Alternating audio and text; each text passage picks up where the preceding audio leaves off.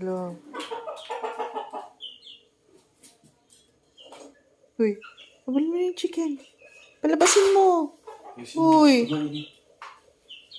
Kita yan sa loob. Ay!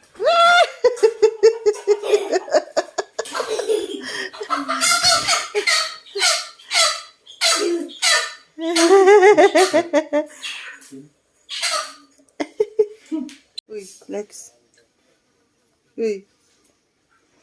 Ay, naku. Hala, may hawak pa sa kamay. Kumukuha pa. Hala. What are you doing, Lex? Hindi, tikman mo kayo kung linuto mo. Tikman mo kung tama yung timpla mo. Picture. Ang Department of National Defense daw ang pinag-usapan nila ni Marcos. Pero dahil daw sa mga nangyayari ngayon, inaasahan daw niya na yung mga taong gusto sumablay ang bagong administrasyon ay lilikha ng intriga tungkol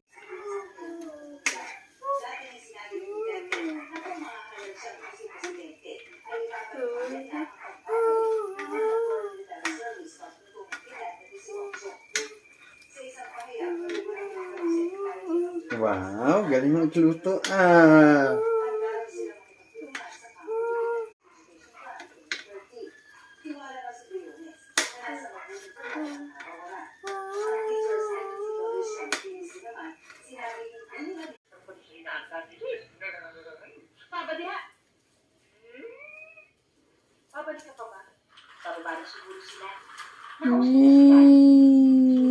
Ay, ginagawa mong kalsada. nakakahiya nga mag-isa na kami nagpunta dito.